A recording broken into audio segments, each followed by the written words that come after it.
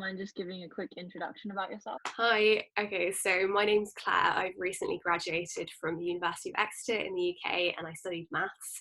And right now I'm in between like graduating and starting my job as a consultant at one of the big four. Cool, cool. I feel like a lot of people go into uni thinking that they need to study like one thing and be Mhm. that thing. Like, for example, you study law to be a lawyer. And Right, yeah, I never really considered math. So yeah, like, what made you want to do math? that's a good question.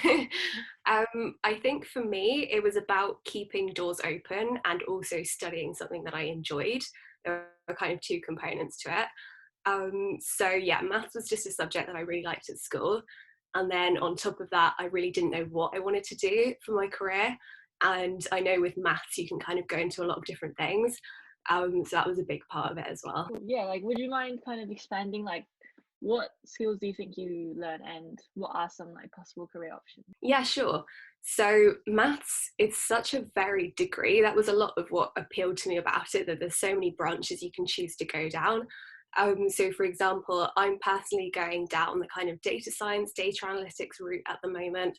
So that's kind of machine learning, AI, that kind of thing, information systems.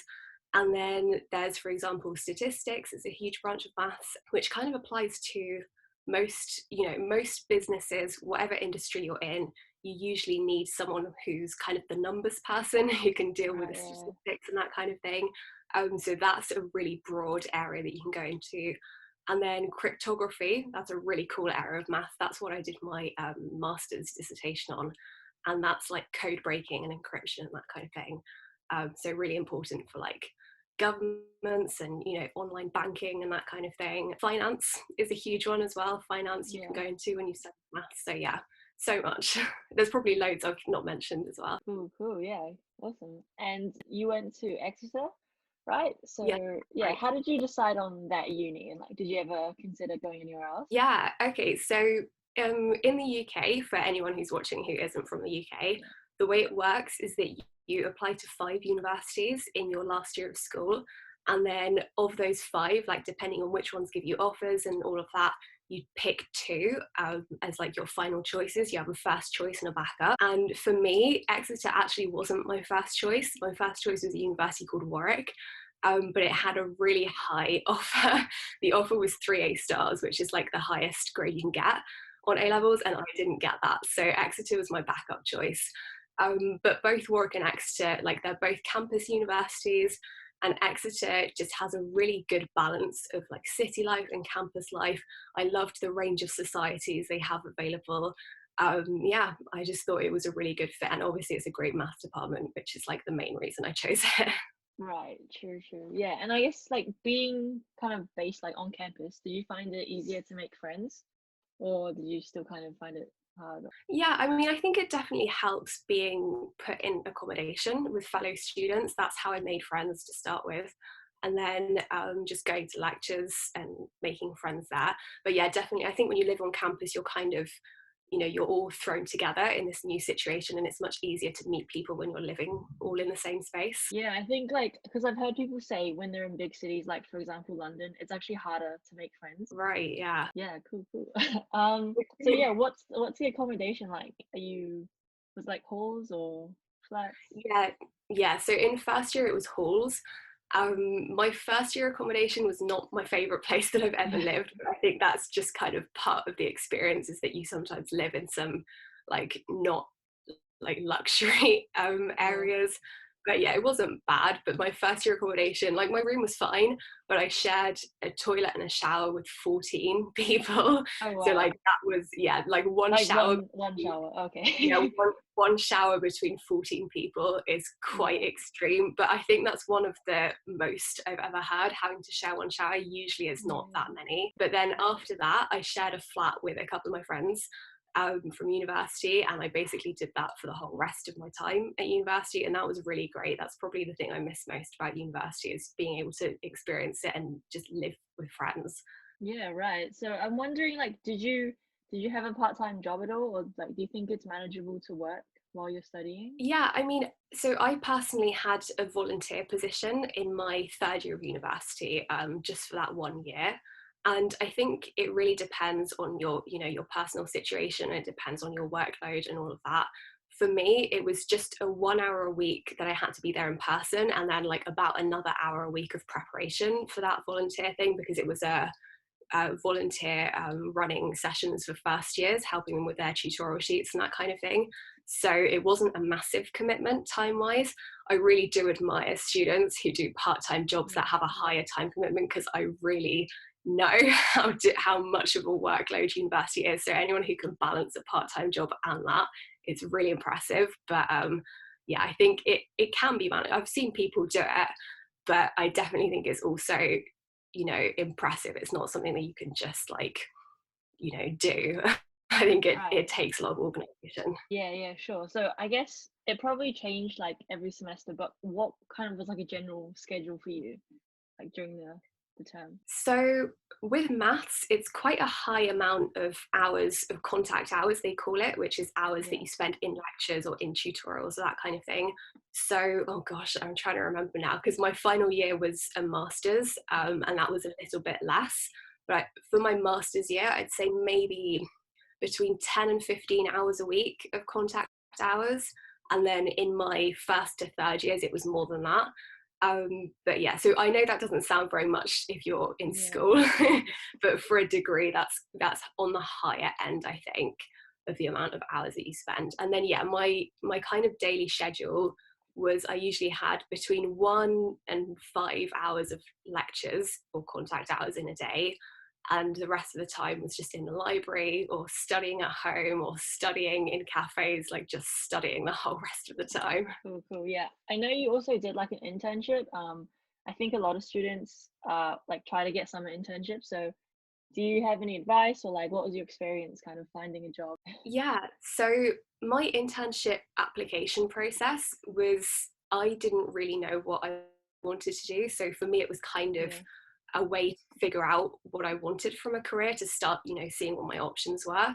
So I really just applied to anything that sounded potentially interesting, like a really wide range of internships, just to see what's out there and to kind of get, you know, a bit of experience and insight into what careers would be.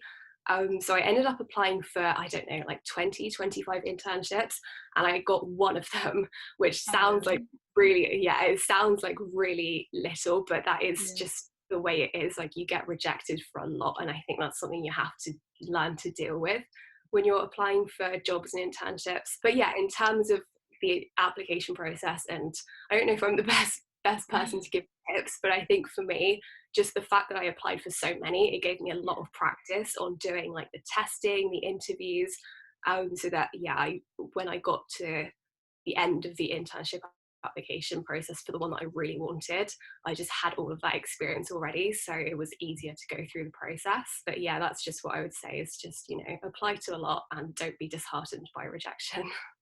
Yeah, for sure. I think that's a really hard thing, is like not to take it personally, For because sure. they have so many applicants, like it's really not about you. It's yeah. Hmm. Cool. Another thing I wanted to ask, because I'm starting an internship soon, and Hmm. like I don't really know what to wear. Like, how did you decide on Oh what you're gonna yeah. wear to the office? Because I feel like uni students, we just like wear whatever, it's like just Yeah. Well, congrats on getting the internship. yeah. And I'm actually remembering now that I did watch a lot of like YouTube videos and things like that to figure out what to wear, because I was exactly Yeah. the same. I had no idea what that situation was like.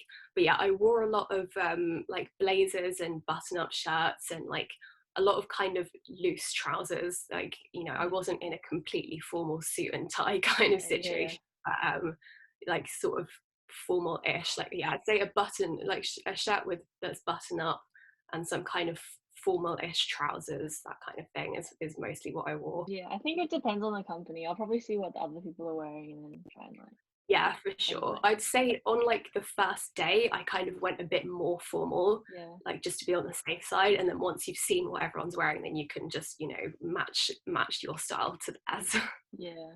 Cool, cool. I also wanted to ask you about YouTube. So, yeah, I guess what made you want to start a YouTube channel and post videos? Yeah, I mean, it was very kind of spontaneous. Like I never really had a plan for it or anything like that, but I just enjoyed watching YouTube videos, and I found them really helpful for me as a student, you know, to see first of all, just to get tips and that kind of thing, but also to have kind of role models and to see people going through it a few years ahead of me, and just to know what was coming as well with the whole graduation process. I think it's very daunting when you're a student, especially when you're nearing your final years, and it's helpful sometimes just to see someone go through that process and to understand a bit more what it's like. So yeah, I just watched a lot of YouTube, and I really enjoy the kind of creative side of it. And I had been kind of making and editing videos, but I'd never posted them. And then one day I just thought I'll just start posting them and see what happens. Cool, cool. I think something that I kind of struggle with is like comparing yourself to other people and like seeing, they've got this many subscribers or this many views. So yeah, I don't know. Is that something that you struggle with or I yeah. really struggle with that, and it's not just with YouTube. I have that with everything. I have that with grades. Like I always really struggled comparing my grades with my friends' grades and that kind of thing. University offers, back when I was in school, I went to quite a competitive school, and it was one of those schools with entrance exams and that kind of thing. And I remember there was a period of time where everyone was getting offers for Oxbridge, Oxford and Cambridge, the Yeah. two top universities here. And I remember all of my friends got in, I didn't. And I remember it Oh, was so difficult not to compare myself to that. So that's definitely something I've struggled with. But like for me personally, I just think that's such a counterproductive way to go about things. And it only ever makes you feel bad. Like you never get any kind of satisfaction out of that. It never makes you feel good.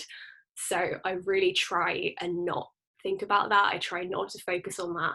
And I think sometimes when you're quite competitive with people, it can make it easy to not dislike someone, but you kind of feel negative like feelings towards resentment. someone. Yeah.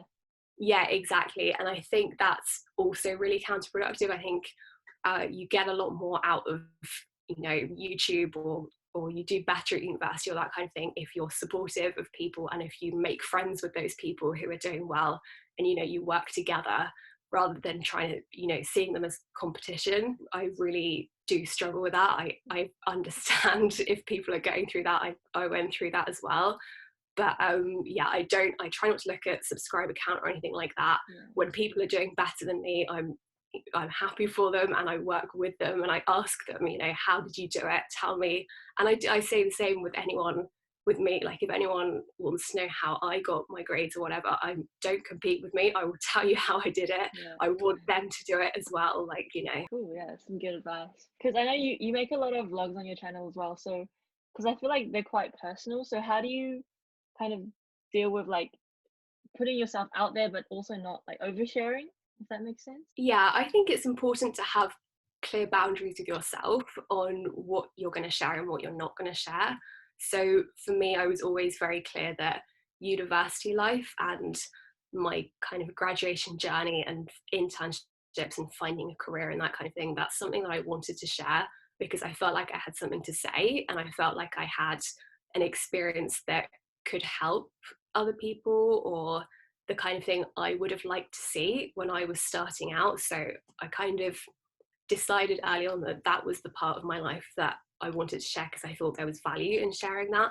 And then there's other parts of my life that I don't share, just because I don't think that it adds value putting it out there. So I think it is quite important to have clear boundaries yourself. But then dealing with putting yourself out there, it is really nerve-wracking. I think you just have to detach yourself from the process a little bit, and you have to try and not take it personally how people react to it or whatever. Like you just you make videos that you like to make, and you put things out that you think you're happy with, and people were just going to take it however they take it, and if it's good, that's great, but you can't be liked by everyone. So I think you have to just put it out there, put out something that you're happy with, and then kind of let it go. It's out there. So how people take it is not under your control. Okay, cool. Yeah, that's a good way of looking at it. I watched your recent vlog and you talked about Notion, which is like something that Mhm. I recently started using as well. So yeah, I guess first of all, in case people don't know, like how would you describe Notion? So Notion is like an organizational system, I would say. It's a kind of Yeah. all-in-one app, and it's pretty good for literally organizing every aspect of your life. But Yeah. I mostly use it for taking digital notes. Cool. And how did you come across it? Because it's not that big right now. Yeah, I've had it on my phone for maybe a year or so. I came across it at university, Oh, but okay. I always took notes on paper at university. So yeah, because I didn't have an iPad or anything like that, and at the Yeah. time I was at university, I kind of thought that was the only way to take digital notes. So yeah, I'm trying to think, but I can't remember specifically when I came across it. But yeah, I've Okay. had it on my phone for a while, and then since finishing university, I've been using it a lot more. Okay, that's interesting because like most people I know that I talk to, they just use their laptop for taking notes. But I guess it's different if you study maths, right? Because you're always writing down formulas Yeah. and stuff. Yeah, I mean, I definitely use my laptop now when I use it. But I think I just use. There's also a kind of list app. No, what am I trying to say? There's a part of the app that you can use for to-do lists and that kind of thing, which I had just on my phone. But yeah, for sure, for notes I do on my laptop. Right, cool, cool. So I know you grew up in London, right? Is that your Yeah, home? that's right. Yeah.